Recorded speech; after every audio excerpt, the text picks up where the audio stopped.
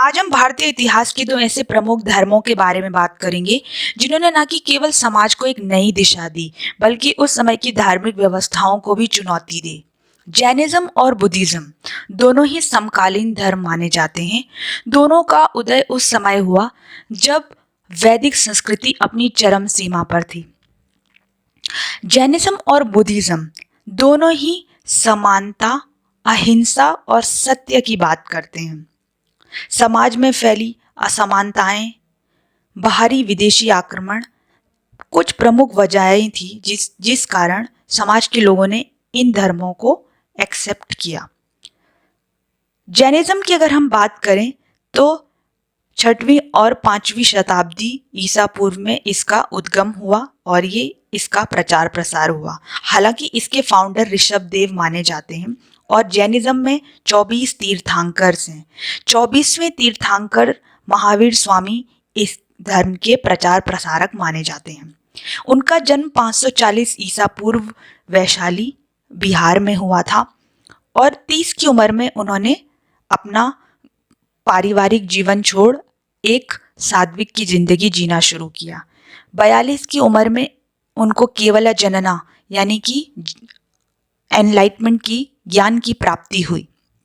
उन्होंने अपनी टीचिंग्स, अपने ज्ञान को सबको बांटा और उन्होंने एक साधारण जिंदगी, अहिंसा, सत्य, इन चीज़ों का प्रचार प्रसार किया।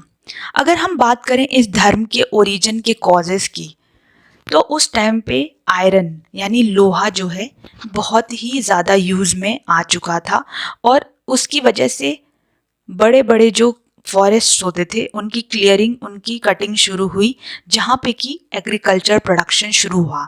और बेसिकली ये एरिया आपका नॉर्दर्न इंडिया, ईस्टर्न इंडिया का पार्ट था, जैसे कि आज के टाइम पे यूपी, बिहार, झारखंड वाला एरिया। तो उस टाइम पे जब आयरन यूज़ होना शुरू हो चुका था तो फॉरेस्ट्स क्लियर किए गए और एग्रीकल्चर प्रोडक्शन स्टार्ट हुआ देश के ईस्टर्न पार्ट में। तो जो ट्रेडर्स थे जिन्हें कि वैश्य बोला जाता था वर्ण सिस्टम के आधार पे, वो वेल्दी होने लगी और जब वो वेल्दी हुए तो उन्होंने एग्रीकल्चरल प्रोडक्शन बहुत ज़्यादा स्टार्ट किया और उसकी ट्रेडिंग भी स्टार्ट की। अब उन्हें एक रिस्पेक्ट चाहिए था समाज में, क्योंकि हिंदू वर्ण सिस्टम के आधार पे 4 वर्ण हुआ करते थे, ब्राह्मण्स, क्षत्रिय, वैश्य और शूद्र।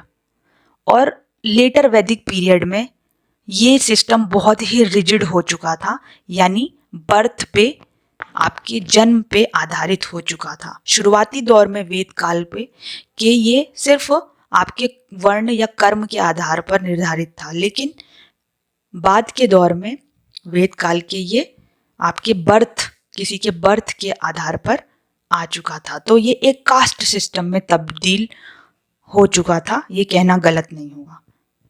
तो हिंदू वर्ण सिस्टम के आधार पे जो वैश्यज होते थे उनकी पोजीशन तीसरे नंबर पे थी, शूद्र से ऊपर, लेकिन बाकी वर्णों से नीचे। तो उन्होंने समाज में अपनी पोजीशन, अपनी रिस्पेक्ट को गेन करने के लिए जैनिज्म और बुद्धिज्म धर्म का सपोर्ट किया। जैसे कि मैंने आपको बताया, जैनिज्म और बुद्धिज्म दोनों ही समकालीन धर्म हैं, लेकिन बुद्धिज्म पूरे विश्व में फैला और जैनिज्म देश तक ही कुछ कोनों तक ही सिमट कर रह गया। इसके क्या प्रमुख कारण थे, इसके बारे में भी हम चर्चा करेंगे। अगर हम जैनिज्म की टीचिंग के बारे में बोलें तो वर्धमान महावीर स्वामी का कहना था कि कर्म के कॉन्सेप्ट पे आप वर्क करें, यानी कि आपके जो कर्म हैं, आपके जो काम हैं, वही आपकी लिबरेशन का कारण बनेंगे। यानी कि वो बात करते थे मोक्ष की। जन्म और मृत्यु के जो सर्कल से हमें तभी मुक्ति मिल सकती है जब हम अपने कर्मों को सही रखें। अब सही कर्म क्या है, वो आत्मा के कॉन्सेप्ट पे भी बिलीव करते थे। उनका ये मानना था कि अगर मृत्यु होती है किसी की और उसने अच्छे कर्म नहीं किए होते हैं तो वो दूसरे जन्म में उसका जो जन्म होता है वो उस हिसाब से उसके कर्मों के आधार पे निर्धारित होता है। तो वो नॉन वायलेंस और ऑस्टेरिटी में विश्वास करते थे।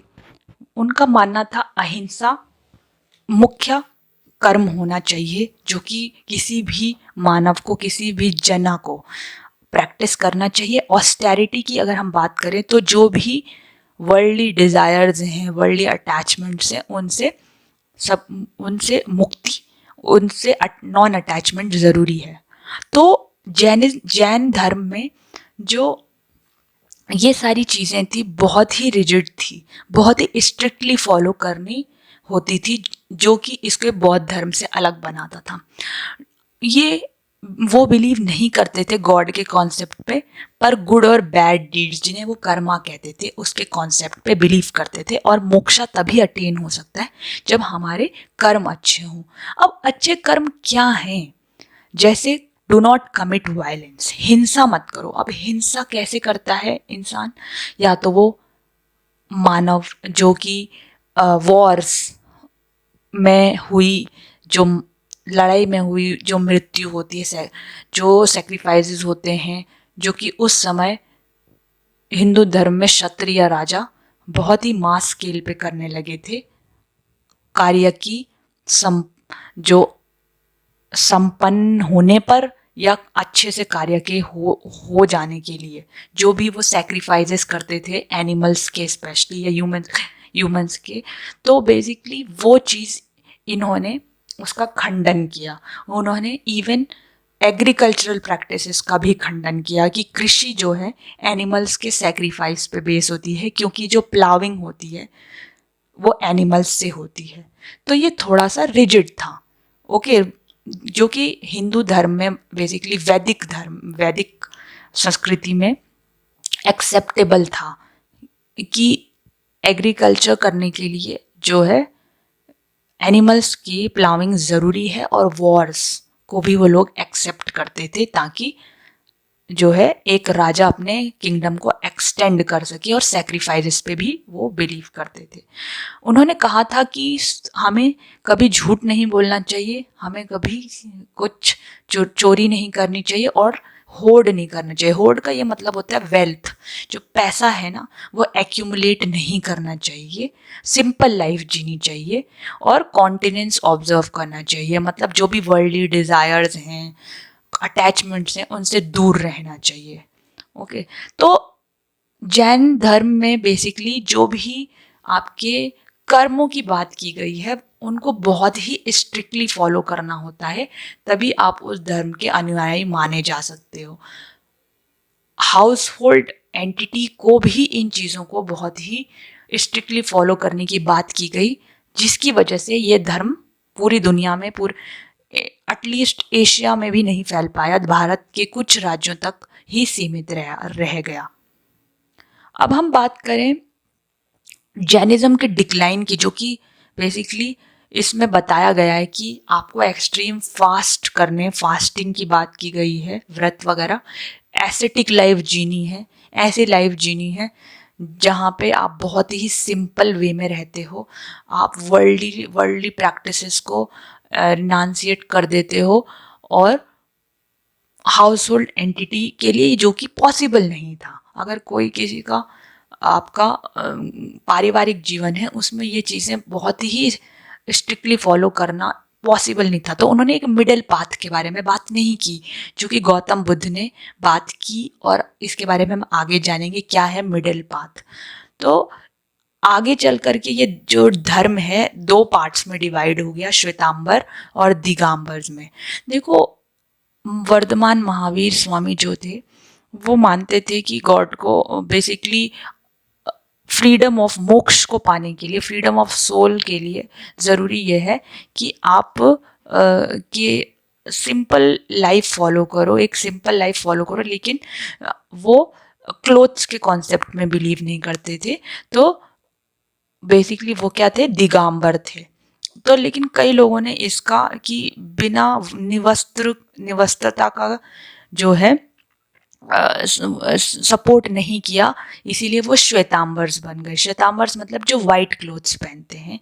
और बेसिकली ये जो श्वेतांबर्स हैं ये आपके साउथ इंडिया में फैले और दिगंबर्स आपके नॉर्थ इंडिया तक सीमित रहे। अब इस धर्म को रॉयल पैट्रोनेज भी नहीं मिला, उतना रॉयल सपोर्ट भी नहीं मिला, और इसका कारण यही माना जा सकता है कि इस धर्म में बहुत ही एक्सट्रीम प्रैक्टिसेस को फॉलो करने की बात की गई। ओके, जो कि हर पर्सन नहीं कर सकता था, स्पेशली एक हाउस होल्ड पर्सन नहीं कर सकता था। एक्सट्रीम फास्टिंग की बात कर लें, वर्ल्डली डिज़ायर्स को एलिमिनेट करने की बात कर लें, या फिर हम बात कर लें कि आप एग्रीकल्चर प्रोडक्शन नहीं कर सकते, वॉर्स नहीं कर सकते, लड़ाइयाँ बिल्कुल। तो ये सारी चीज़ें इस धर्म में बेसिकली इसका एक ड्रॉबैक बनी। ओके, अब बात करें बुद्धिज़्म। बुद्धिज़्म धर्म भी जैन धर्म का कंटेम्प्रेरी माना जाता है, जो कि 6th और 5th सेंचुरी BCE यानी कि ईसा पूर्व फैला। इसके फाउंडर गौतम बुद्धा, जो कि 567 BC में, जिनका जन्म कपिलवस्तु नेपाल में, आज के टाइम पे लुम्बिनी कपिलवस्तु नेपाल में हुआ था, और उनके वो एक शाक्य रॉयल फैमिली में पैदा हुए थे, और 29 ईयर्स की एज में उन्होंने जो है अपना गृहस्थ जीवन त्याग दिया था। 35 की उम्र में उन्हें ज्ञान की प्राप्ति हुई, जो कि आज के टाइम पे बोध गया वाला जो एरिया है बिहार में, वहाँ पे बोधि ट्री है, उसके नीचे माना जाता है। उन्होंने अपना जो फर्स्ट सर्मन था सारनाथ में दिया था, उत्तर प्रदेश में, और उनकी मृत्यु कुशीनगर यूपी उत्तर प्रदेश में हुई थी। तो जो बुद्ध भगवान थे, ना कि एक ग्रेट टीचर थे, बल्कि एक ग्रेट फिजिसिस्ट भी थे, यानी कि एक ग्रेट हीलर थे। यानी कि उनके पास जो भी आता था वो उनके दुखों को समझते थे, और उसका जो सल्यूशन था, उसका जो इलाज था, वो भी बताते थे। तो उनके 4 नोबल ट्रुथ्स थे कि उन्होंने ये कहा था कि ये जो दुनिया है ये सफरिंग से भरी हुई है, दुखों से भरी हुई है, और ये सच भी है। हम और दुखों का कारण क्या है? दुखों का कारण बेसिकली सफरिंग है। द कॉजेज ऑफ सफरिंग क्या है? बेसिकली डिजायर्स हैं। तो उनको क्या बोला गया? दुखा समय का। तो ध्यान से समझिए, उन्होंने ये कहा था कि ये जो दुनिया है सफरिंग से भरी हुई है, जिसे हम दुख कहते हैं, और सफरिंग्स का क्या कारण है? डिजायर्स, जिन्हें हम दुखा समय का कहते हैं। और अगर हम आइडेंटिफाई करते हैं कि दुखों को कैसे प्रिवेंट करें, तो उसे दुख निरोध कहते हैं। और उन्होंने कहा कि इन दुखों को खत्म करने का जो मार्ग है उसे क्या कहेंगे हम? दुखा मग्गा। दुखा मग्गा, जिसे हम 8 फोल्ड पाथ भी बोलते हैं, जिसको हम 8 अष्टांगिका मार्ग भी बोलते हैं।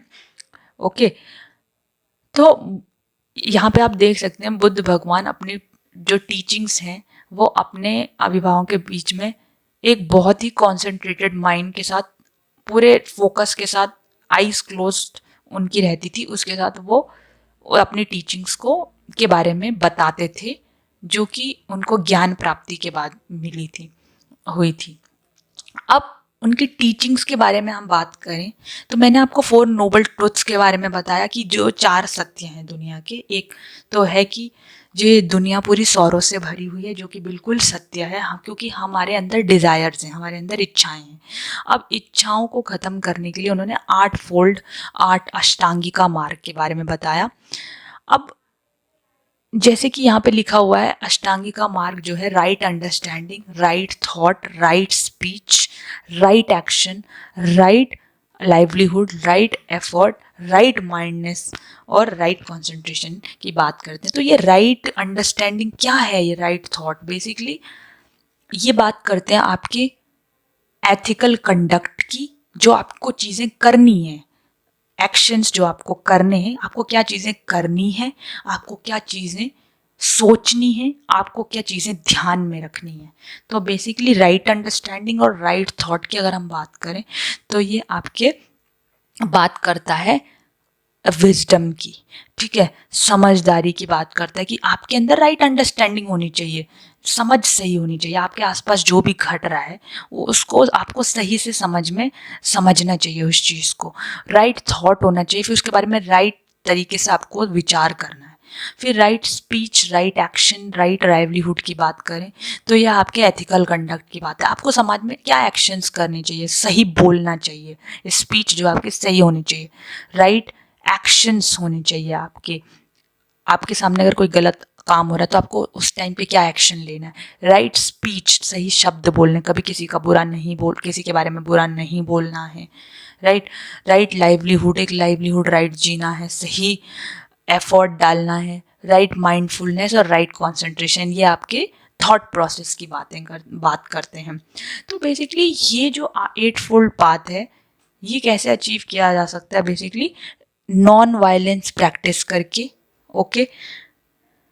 अपनी इंटॉक्सिकेंट्स की हम बात करें तो मादक उपभोगों का जो कंजम्पशन है उसे अबैंडन करके, सत्य बोल के, और किसी की प्रॉपर्टी ना तो एकत्रित करनी है ना किसी की प्रॉपर्टी लेनी है, और आपके मन में कुविचारों के आगमन के को हटाने की बात करता है। तो बेसिकली उन्होंने क्या कहा था, उन्होंने कहा कि आप अपने जो दुखों को कॉन्कर कर सकते हो अपने डिज़ायर्स को कॉन्कर करके, और डिज़ायर्स को कैसे कॉन्कर कर सकते हो, ये जो 8 फोल्ड पाथ है, रास्ता है, अष्टांगिका मार्ग, उसको फॉलो करके। अब इस अष्टांगिका मार्ग का सिंपल से यही मतलब था कि आपको वायलेंस कमिट नहीं करना, मतलब आपको किसी की हत्या नहीं करनी। जैसे उस टाइम के वैदिक संस्कृति में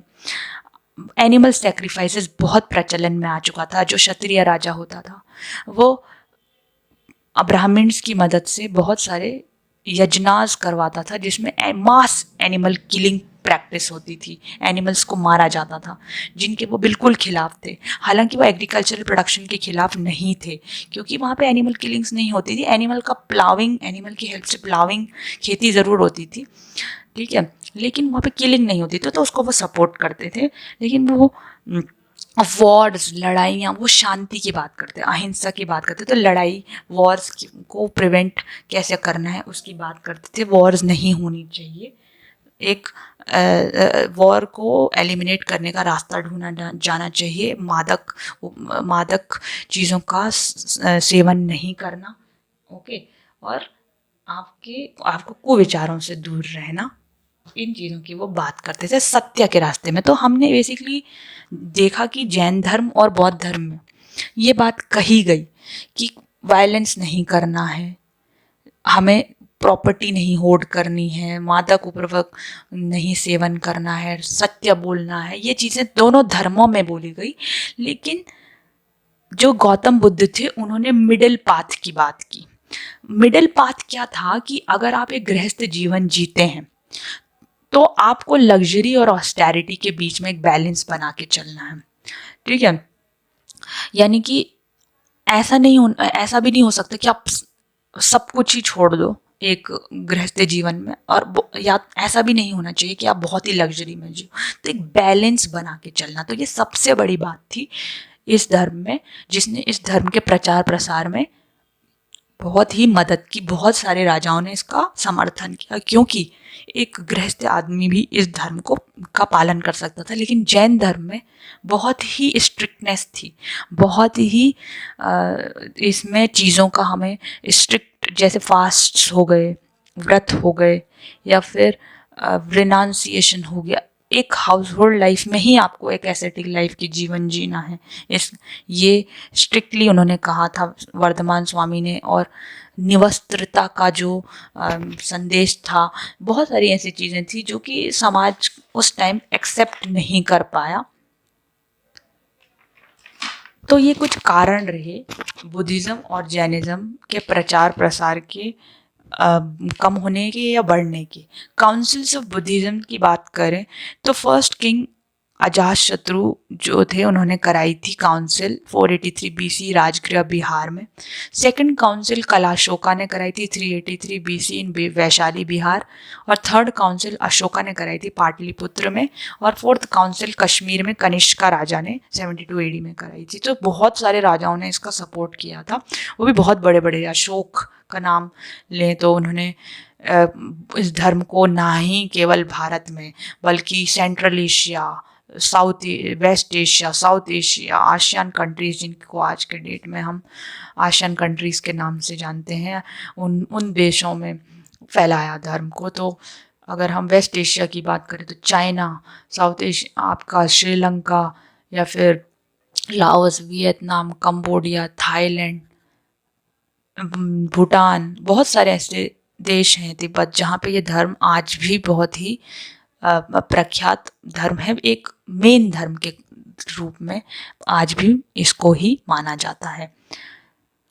अब हमने डिस्कस किया कि बौद्ध धर्म और जैन धर्म दोनों ही समकालीन धर्म थे, दोनों ही एक ही टाइम पे आए। और आए क्यों? क्योंकि उस टाइम पे समाज में बहुत असमानताएं जो कि वैदिक संस्कृति में फैल चुकी थी, चाहे वो एनिमल का सेक्रीफाइस हो विभिन्न कारणों के लिए, चाहे वो वर्ण सिस्टम के आधार पर फैली असमानताएं हों, चाहे वो विदेशी आक्रमण जो कि एक वायलेंस का प्रतीक थी, उसके खिलाफ लोगों ने इन धर्मों को अपनाने के लिए एक व्यवस्था बनाने का पूरा जो है एक सपोर्ट किया, समर्थन किया। तो आज के लेक्चर में बस इतना ही। अगर आपको वीडियो अच्छा लगा तो वीडियो को लाइक, शेयर और सब्सक्राइब करना ना भूलें।